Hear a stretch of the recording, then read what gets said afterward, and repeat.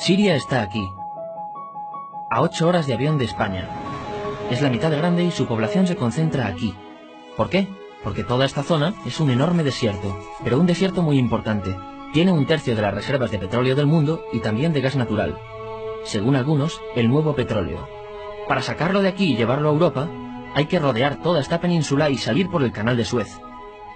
Como te puedes imaginar, aquí te cobran. Pero hay otra manera más fácil, la línea recta. El que controle estas tuberías las puede abrir y cerrar, como un grifo. Si no pagas, no hay petróleo, ni gas.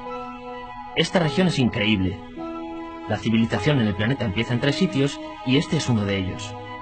Mesopotamia, aquí. Sumer, que te saldrá menos, pero es donde empieza todo. Aquí también.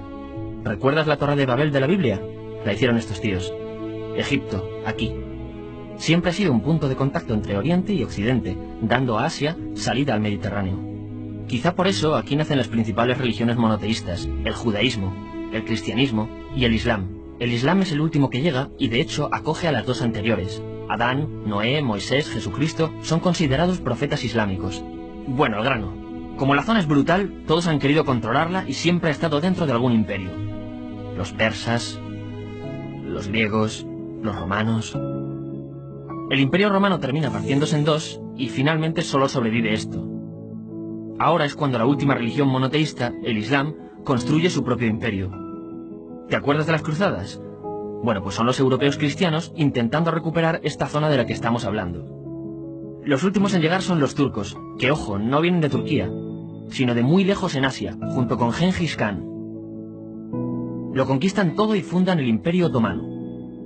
El Imperio Otomano se queda ahí hasta la Primera Guerra Mundial. 600 años. Cuando acaba la Primera Guerra Mundial, aparecen pequeños países donde antes estaba el Imperio Otomano. Y por primera vez vemos a Siria en un mapa. Hasta ahora la habíamos dibujado para no perdernos. ¿Y quién se inventa estos países?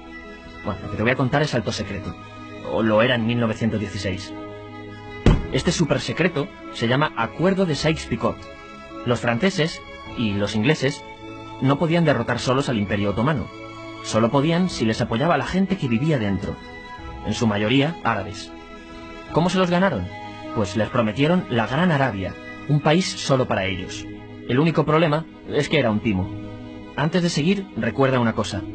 Los árabes son un pueblo, pero no una religión. O sea, un árabe puede ser musulmán, puede ser cristiano, y antes del Islam parece que hubo tribus árabes con tradiciones judías. Bueno, pues a los árabes no les dieron ese único país que les habían prometido. En su lugar, franceses y británicos crearon muchos países pequeños. Estos países, obviamente, no eran países de verdad, sino zonas bajo su control, con gobernantes puestos por ellos. Durante este tiempo hacen lo que quieren con la zona. Recuerda que hay petróleo. Siria, aunque no tiene grandes reservas, tiene fácil salida al mar. Y Francia, que es la que se ha quedado con Siria, se lo da a compañías extranjeras. Después de la Segunda Guerra Mundial, los europeos se van. En el caso de Siria, son echados a patadas. Pero antes de irse, crean otro estado, Israel. No es el momento de hablar de ello, pero es un estado muy polémico que sus vecinos no reconocen. La prueba es que nada más irse los británicos, todos estos estados lo atacan. La zona, a partir de ahora, va a ser una bomba de relojería. Y mientras, ¿qué pasa en Siria? Bueno, pues no es muy estable. Tiene golpes de estado constantes. En esa época, aparece en Siria una ideología que se hace con el control y se expande por el mundo árabe, el Ba'ath. Esta ideología mezcla el antiguo sueño de una sola nación árabe con ideas socialistas. Y algo muy importante, es laica, o sea que no es religiosa. Siria se llega a unir con Egipto, un país con el que no tiene frontera. Pero no es algo raro, muchos de estos países intentan hacerlo también. Como recordarás, a esta gente se le había prometido un solo país y las ganas las seguían teniendo. Pero la unión falla.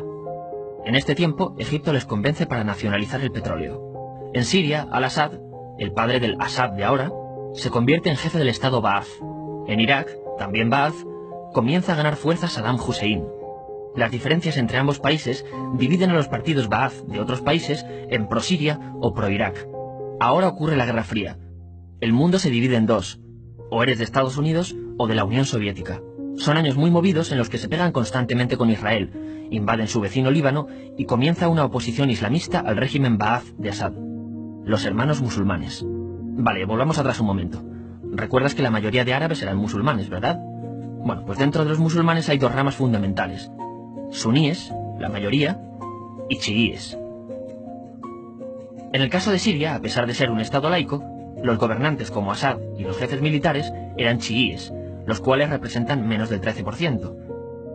En cambio, casi el 70% de la población es suní. Un dato curioso es que los cristianos son casi el 10%. Que los chiíes controlen el gobierno y ejército mosquea a la población suní, y ese sentimiento es aprovechado por los hermanos musulmanes, islamistas radicales suníes. Estos toman las armas en la ciudad de Hama, en contra del gobierno, y Assad acaba con la revuelta a costa de matar miles de civiles y encarcelar a mucha gente. En el año 2000, Assad padre muere, y le sucede Assad hijo. Ante las presiones, libera a muchos presos, trae internet y esperanzas de cambio. Hay un periodo de gran debate político y aparece la oposición. También vuelven los hermanos musulmanes. Los siguientes años son difíciles. Arrestan a la oposición. Y Bush incluye Siria en el eje del mal, y esto la aísla. Está mal visto negociar con Siria. Los kurdos, un pueblo que vive repartido por varios países de la zona, comienzan a protestar también. Hay represión y muertos. En 2011, te sonará esto, ocurre la Primavera Árabe. ¿Qué es esto? Bueno, es una protesta que se va propagando por todos los países árabes pidiendo más democracia. Como ves, el mundo árabe, a pesar de estar dividido en países, tiene tendencias generales. Cuando llega a Siria, Assad hijo termina usando el ejército y en los enfrentamientos mueren unas 1000 personas. Los enfrentamientos irán escalando hasta que se conviertan en guerra civil. No hay un momento exacto de inicio. Lo importante es que hoy en día hay numerosas facciones en juego. Vamos a verlas. Pero primero piensa en que todo está dividido entre chiíes, la minoría, y suníes, la mayoría. Chiíes, y además laicos, o sea, no religiosos, son el gobierno de Al-Assad.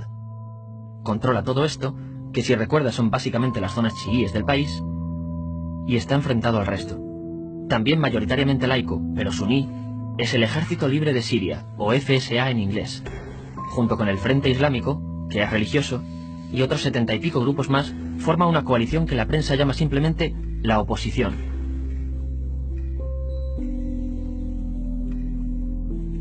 También suníes e islamistas, pero radicales, son Al-Nusra, llamados Al-Qaeda en Siria porque son básicamente eso, Al-Qaeda en Siria.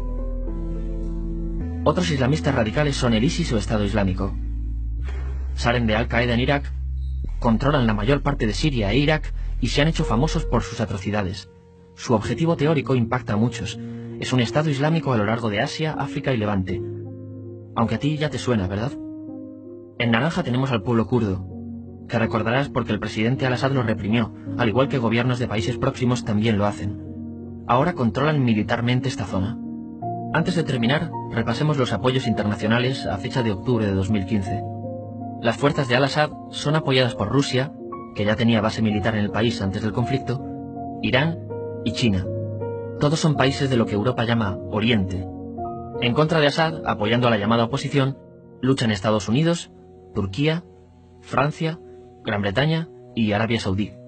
Podemos terminar con algunas conclusiones. Te advierto que esto ya es pura opinión.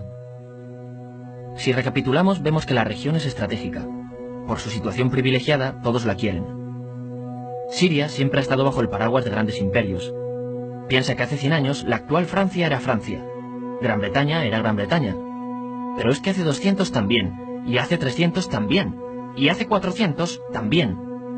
En cambio, Siria solo es Siria desde hace menos de 100 años, y solo se gobierna a sí misma desde hace poco más de 50.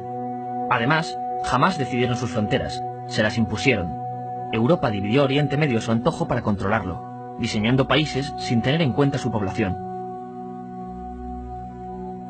Muchos historiadores dicen que todo pueblo tiene la necesidad de manejar su propio destino, pero estos ingredientes que hemos visto juegan en contra de proyectos como la Siria Ba'ath, que encima usa la represión para mantenerse.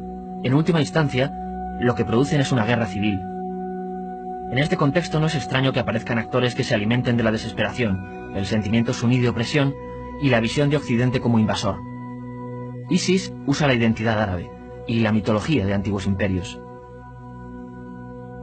Cuando quieres entender el presente, pregúntate, ¿y el pasado?